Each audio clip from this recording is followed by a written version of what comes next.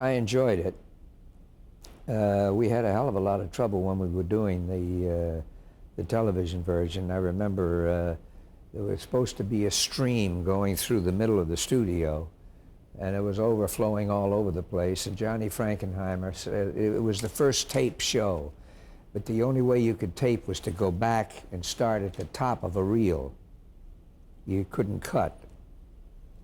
They couldn't edit the tape for some reason or other. I don't know. I didn't understand it all, but all I know is that he had to keep going back to the top of a scene where I'm walking along the bank of a river and the whole crowd of people are there, and I'm walking through all of them looking at the scene of where a girl has drowned, and they're all screaming that the character that Rip Torn played murdered her.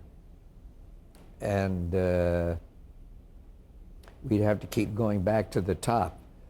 By the time we finally got it, there was 2 feet of water in the studio, and the camera guys were going berserk because they're all sitting up on the bases of these cameras, and we've got all of the cables and everything else are in water.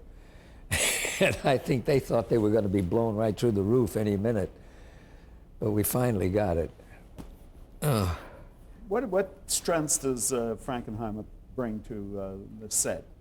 Johnny, I think, has the attributes in his own particular way that all of the good ones have. Number one, technically, he knows what the heck he's doing. He's very, very good technically with the cameras, both in television and in film.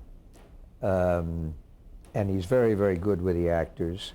And he also has a quality of leadership that I think is the most important thing of all. There's a trust that you must have in the director that is undeniable and irrefutable. I remember once, as an example, when the first time that I met Costa Gavras before we shot the film Missing. I read the script, accepted the part, wanted to do it very badly, and he called me up and I said, why don't you come on up to the house and have a drink and we'll talk. And he said, great. So he came on up, and outside my house there's a little lanai with a bar, and then it drops down to a pool, and just beyond the pool it drops 50 feet straight down into a curving road. So you don't go walking straight on past the pool, obviously. And we were talking, and I was fascinated by him. And he was talking about the film and how he saw it and my character and this and that.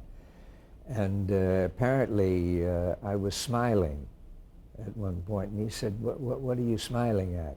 And I said, oh, I was just thinking that if you told me to go outside, walk past the pool and keep on walking, I'd do it. But it's that kind of trust, you know, the captain of the ship that you completely believe in, that you must feel with the director. I think Johnny has that, or he did, as far as I was concerned.